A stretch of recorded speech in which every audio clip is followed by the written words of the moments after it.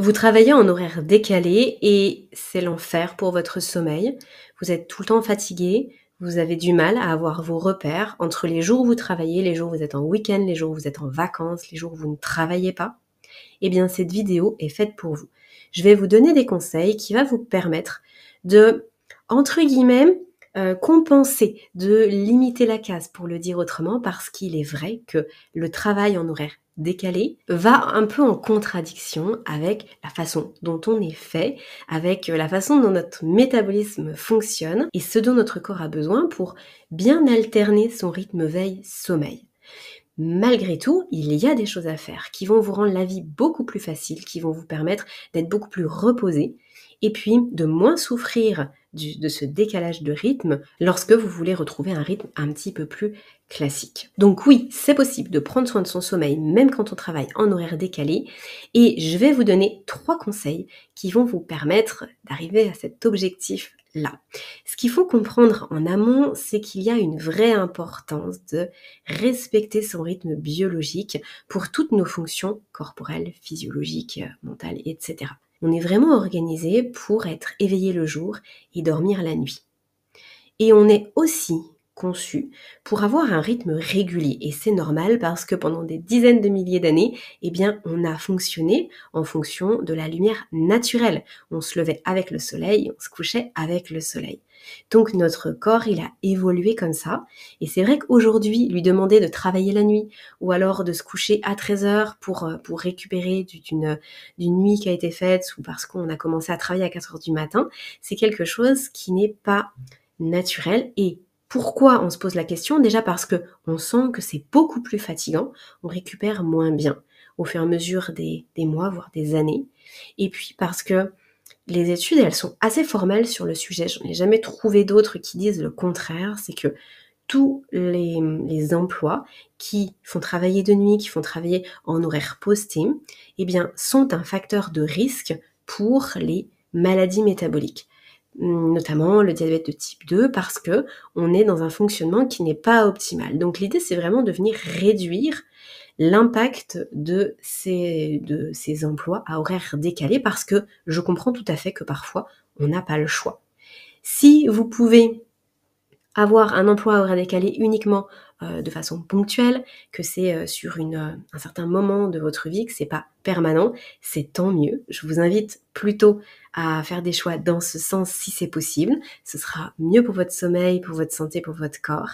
Mais si vous n'avez pas le choix, ce que je vais vous partager, ça va déjà beaucoup vous aider. Et d'ailleurs, pour être sûr de ne pas oublier en fin de vidéo, sachez que vous avez 3 autres conseils qui vous attendent en fiche bonus de cette vidéo que vous allez trouver dans la description. Ça me permet de garder ces vidéos relativement courtes et accessibles. Et à vous, ça vous permet d'aller plus loin et d'avoir encore plus de conseils si vous le souhaitez. Alors, premier conseil, ça va être d'éviter de manger la nuit. Essayez d'avoir toujours la même plage de repos digestif. Pourquoi? Parce que l'alimentation, c'est un des synchroniseurs de temps. Donc lorsqu'on essaye de chouchouter son horloge biologique, de ne pas être trop décalé et que le corps comprenne bien que c'est le jour ou que c'est la nuit, eh bien il va falloir jouer sur ces synchroniseurs de temps. Et l'alimentation en fait partie. Je le cite en premier parce que je vous parlais justement précédemment des maladies métaboliques et notamment du diabète de type 2.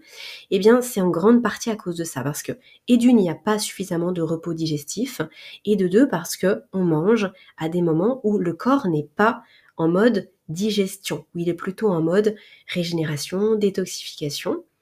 On sait qu'on a par exemple des clock gènes ou des gènes de l'horloge biologique au niveau du pancréas, mais à bien d'autres endroits dans le corps aussi.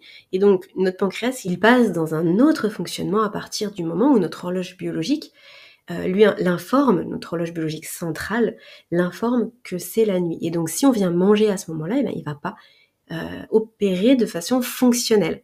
Donc ça veut dire moins de production enzymatique, ça veut dire moins d'insuline, ça veut dire moins de gestion métabolique. Et ça pose problème, pas quand c'est une semaine, un mois, mais ça pose problème quand c'est 10 ans, 15 ans, 20 ans, 30 ans.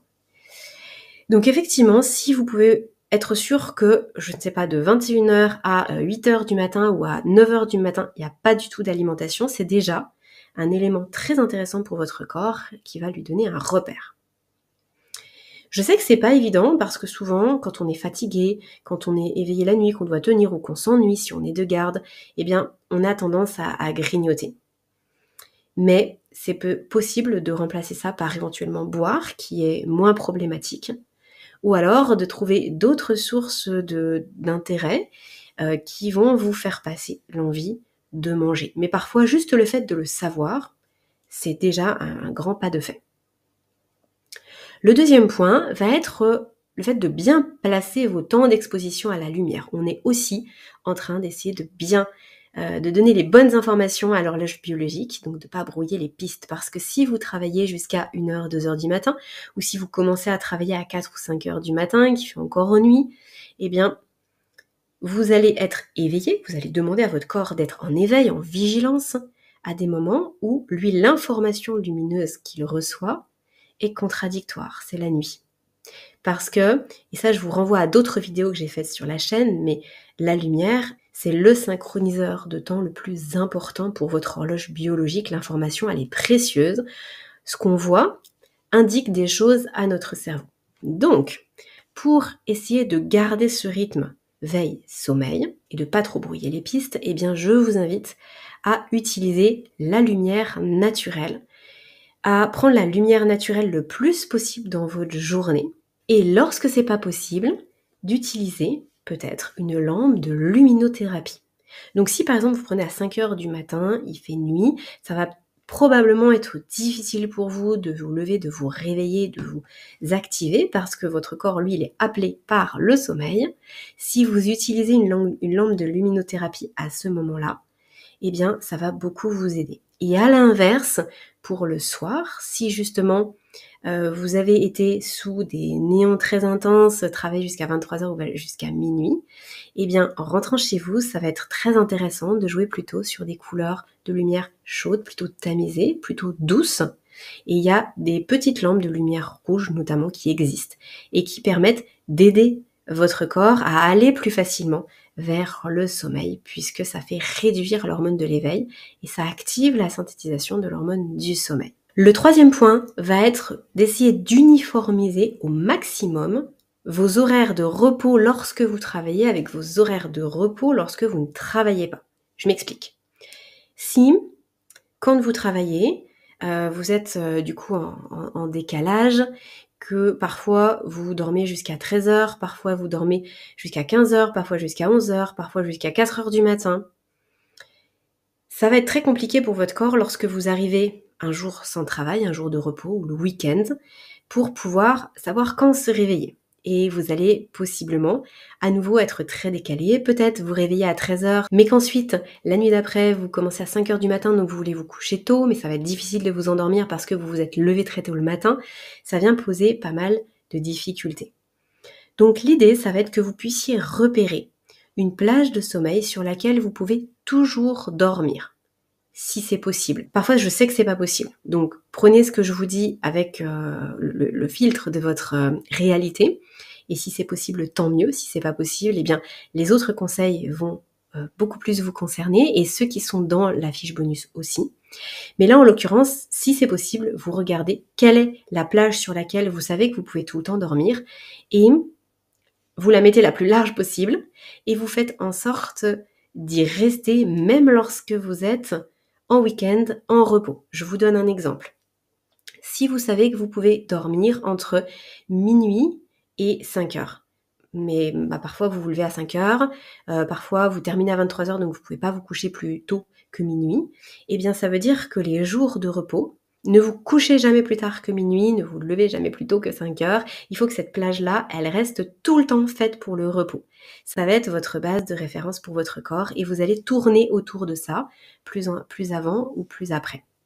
Et le reste du repos, quand on parle de compensation de repos, eh bien ça va se faire plutôt via la sieste.